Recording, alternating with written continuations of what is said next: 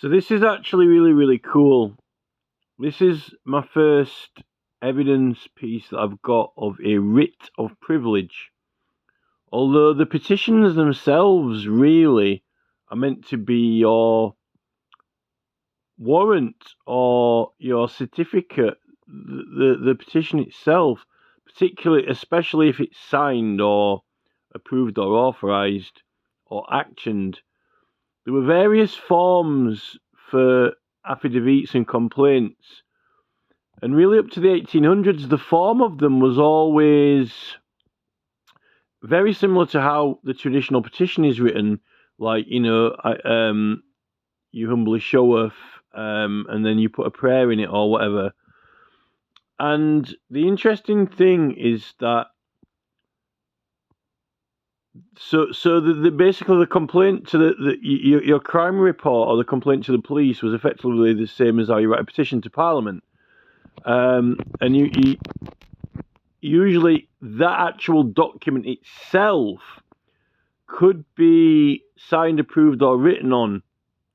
You could get 3 justices to sign it. I've seen petitions where constables have signed them, but also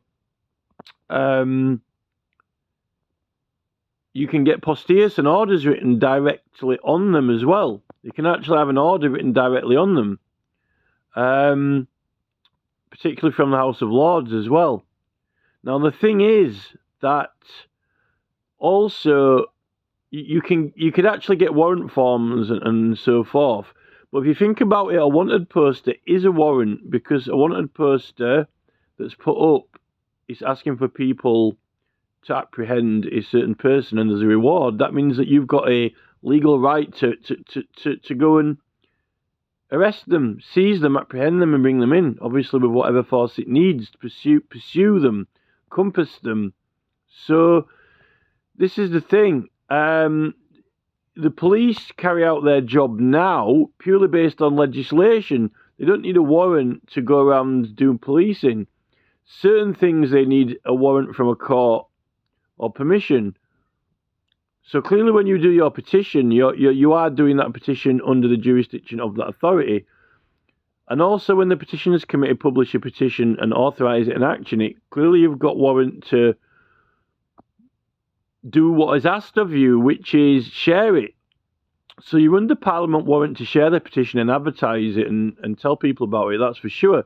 And to collect the 100,000 signatures they're wanting, which is to tell people about it and share it through whatever means, that is your warrant, what you're warranted for under the Parliament jurisdiction. Now, this sample is actually drafted by the Sheriff of Yorkshire. The Sheriff of Yorkshire, who served in 1738, who actually was George Cooke, 5th Baronet. Sir George Cooke was the 5th Baronet, and he only served for a year or two, a few years. Now, let me just show you this, which is pretty cool. So this is like the this is like the Wikipedia page on the Sheriff of Yorkshire. It's got a record of all the past sheriffs of Yorkshire who were. So, when we go through this Sheriff of Yorkshire list, now, this list is very, very long. And it's quite funny. It starts at 1066 with Gamel, son of Osborne, right? And then we've got the House Normandy. So we've got, William Mallet, Hugh Fitzbaldrick, Ernest de Bruin, Ralph de Panel, Geoffrey Baynard, Walter Lowthorpe, Osbert of Lincoln. So this all goes all through from 1066 to 1150, right? 1066 to 768, 69, 69 to 86. That's quite a 69, 70. That was quite a while, 10 years. But they usually serve for about 2 or 3 years. If you look, they only serve for a couple of years, usually. In fact, that guy there, Bertram, 1100 till 1100. So now that's House Normandy. Got House Plantagen. Now, the sheriffs were meant to be elected, voted for. Like you vote for your member of parliament to serve in parliament, or you vote for your jurors. The jurors are voted for, the permanent ones, except the ones that are the assizes ones are selected at random, right? When you look at this list, there's so many of these sheriffs. House Plangent, 1154 to 63, 63 to 1170, 70 to 75, 89 to 90. Some of them only served for 1 or 2 years. In fact, some of them didn't even serve for a year. But they effectively are elected. Now, if you go through this list, there's absolutely hundreds of them, right? It wasn't actually a role that anyone stayed for very long in, even though, you get like this famous kind of like, the Sheriff of Nottingham motif and kind of symbology. I mean, when you're searching through these, there are absolutely hundreds of them, particularly for Nottingham. Now, it's not like when you look at a list of monarchs or a list of kings, The list of monarchs and kings is actually quite small compared to when you get your list of sheriffs. House Lancaster, now we're only into the 1400s. There's actually, I'm amazed how long this list is. A lot of knights, hell of a lot of knights. But in contrast to the position now of police chief, these police chiefs serve for quite a long time. Some of these police chiefs can serve up to 10 years or longer, sometimes a lot longer. It's a very, very long-lasting position, and some of them now are knights, or they've got Queen's Police Medal or whatever, and they like to stay there. They like to stay in the position for a long, long, long time. And I think that it's wrong, because they've got a monopoly on crime. They're not even elected now. They're peer chosen by their own other police officers. They're raised through the ranks by the royalty and put there by the royalty now, and the whole police commission, and partly through their fellow colleagues, not by the people, but the voters. But this list just goes on and on and on and on. And in fact, it was quite difficult to find what you're looking for because there's so many of them, right? Obviously, you got Commonwealth sheriffs under Cromwell.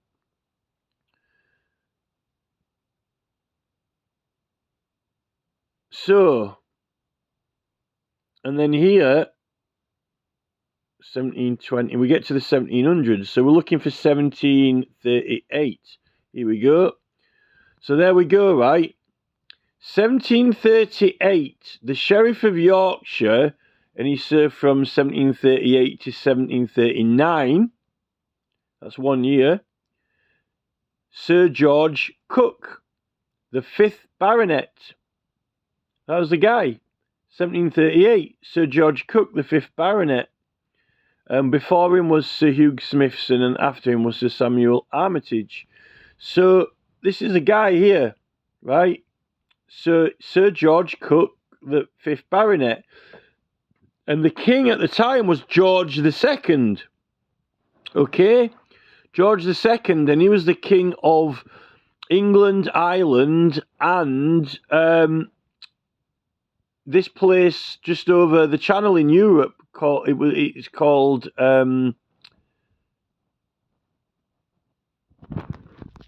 Hanover. So it was the king of England, Ireland, and Hanover, or Great Britain, Ireland, and Hanover. George II. So, when we get this document, we've got some really, really good history for it.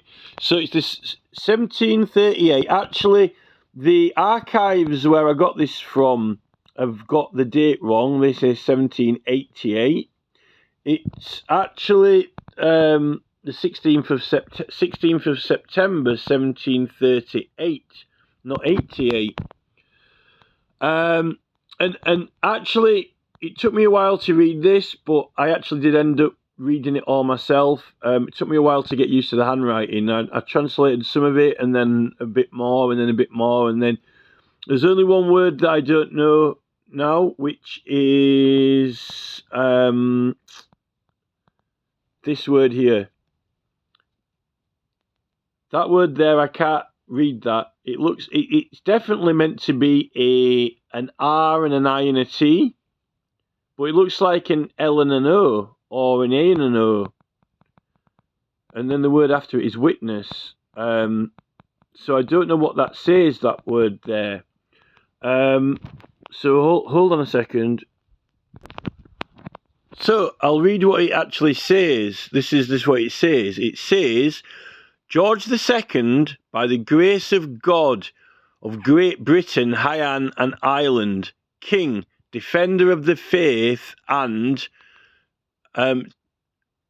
faith to the Sheriff of Yorkshire, granting attach Jonas Tillotson and John Holdsworth, if they shall be found in your bailiwick, and them safely keep, so that you may have their bodies before our justices at Westminster, and Monday from next, after 3 weeks from the day of St. Michael's, to answer John Baldwin, gentleman, one of his attorneys of our court of the bench, according to the liberties and privileges of the same court, for such attorneys and other ministers of the same bench,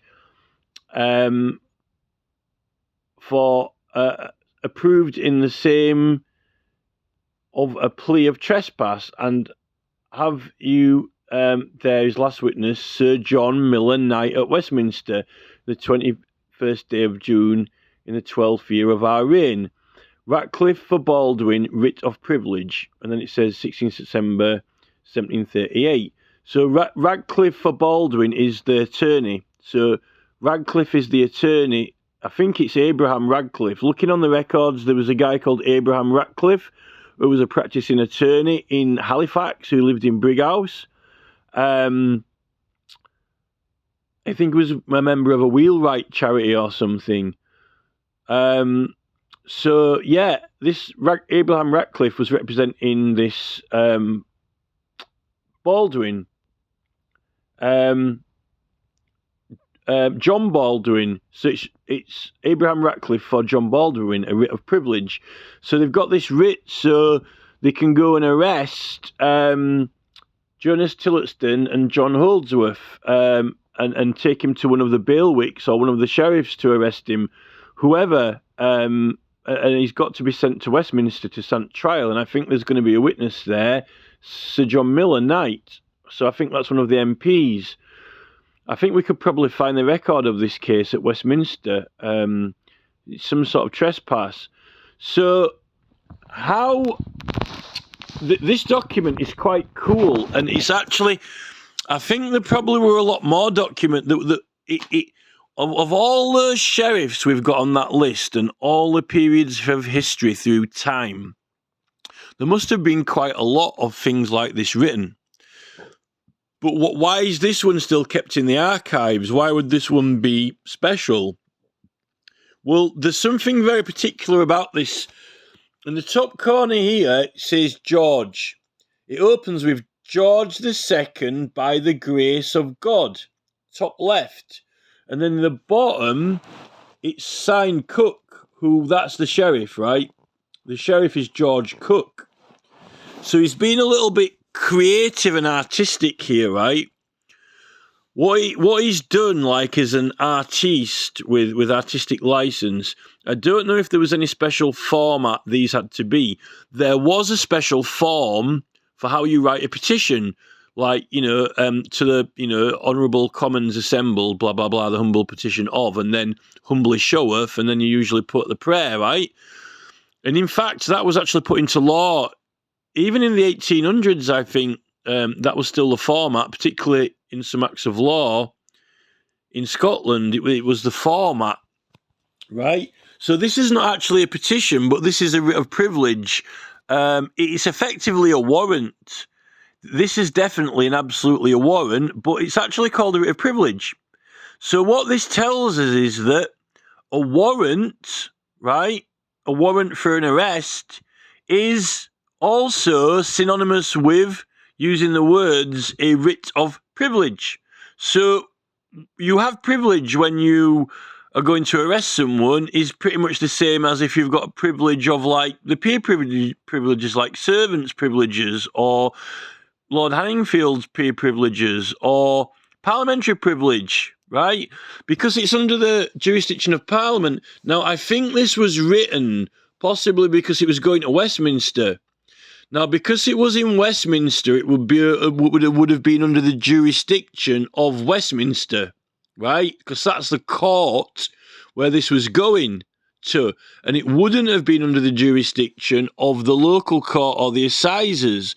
Therefore, this writ of privilege confirms that this case or this cause is under the jurisdiction of Westminster, right? And it has been arranged to be heard there. And if anyone is pursuing these people to apprehend them and take them there, they're doing it under that jurisdiction, right? So that's where your privilege is under that jurisdiction, right? Not unlike when you petition Parliament, okay? Now, what Cooke's done, and remember, he was only sheriff for a year, right? About 12 months, but he was elected, right? He was a baronet as well, you know, he's a knight, also he's a knight of the realm, but he served as sheriff of Yorkshire for 12 months, so it's quite a short time, and he's a knight of the realm, you know, he's a baronet, 5th baronet, so now, when we've got police chiefs who, you know, think they've got big shoes and big boots because they're a knight, like, you know, Mark Rowley, for example, in the Met Police, you know, I'm Sir Mark Rowley, I'm the Met Police chief. It's almost kind of like, oh, it's his entire career or his entire job. So what? So what? You know, these guys were knights of the realm. These guys were knights of the realm, baronets, and they were, you know, they were voted. They get voted in. And then they serve, and then whoever gets voted in next serves the next term, right? And if they stay one term and someone else, then that's it, right? You know, no like selected by the police inspectorate or Charles or Prince Philip or, you know, given recommendations or patted on the back by his police colleagues and pals because he's like, you know, top dog at the police station. None of that. We vote them in. We decide who is the chief of police, right? And they're only meant to serve for a year.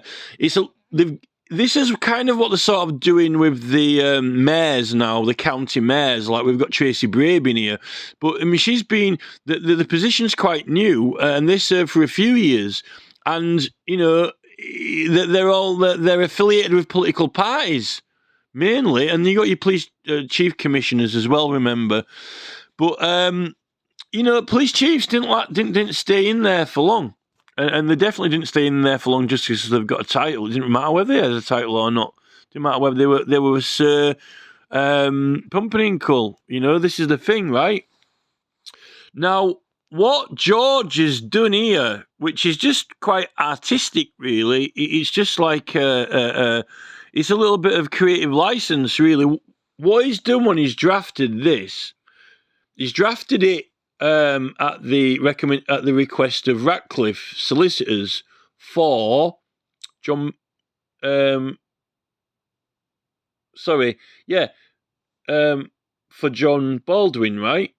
Because John Baldwin is the plaintiff, right? The claimant, and Ratcliffe is the attorney. I don't know who's going to be the attorney in London or not.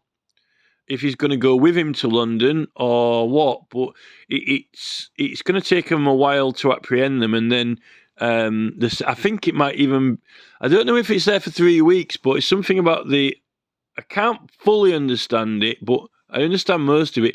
I don't know whether they've got this witness turning up, the MP. I don't know which MP that he was, if he was a local MP from here or just someone happened to be a witness. I'm not sure, but this night, Sir John Miller is going to be a witness by the sounds of it. And it's something about June, though. But it's the 12th reign of William... it's the 12th reign of George II, right? It's the 12th year of the reign of George II. But I don't know about this June business. I don't, because that's like, if it's September, that's like 6 months. So I don't know whether I'm not too sure what's happening and how they're getting him how they're going to get him to London and what the duration of the trial's going to be or anything like that, right? But what George Cooke does is he writes this a little bit like an act of law. You know, like in an act of law, when they write, the Lords and Temporal assembled, be it enacted in the King's most excellent majesty, and then it goes into the act, right? He's done it. He's written it a little bit like an enactment of law, because he starts off with George II, by the grace of God, right? King Defender of the Faith of Great Britain and Ireland and Hyann, right? And then he says, and the faith of the sheriff, right? And then he gives an authority for people to go and attach these persons and apprehend them and so forth, right? And who it's for and what it's about, and that they're going to be going to Westminster Magistrates Court and so forth. But George is the king, right? George II is the king. But what Cooke does is Cooke starts with George at the first word. So George is his own name. He's George Cooke. So he puts George, which is like his first name, at the top left, and Cooke at the bottom right. So like the top left is George and the bottom is Cooke. George Cooke. But the first line is George II. So that's the king. George II, by the grace of God, and Defender of the Faith, and the King of Ireland and so forth. So he's like mixed it in. So he's done it like it's George II by the grace of God the King, right? But he's George Cooke himself. So he's mixed in opening it as an enactment of the under the King's authority by the grace of God, but he's also done it. So he signed it Cooke at the bottom, but he signed it his own name at the top left. So his own name, George Cooke, is mixed in with George II by the grace of God, which is quite cool. You could only do that if you were called George Cooke, or if your first name was George.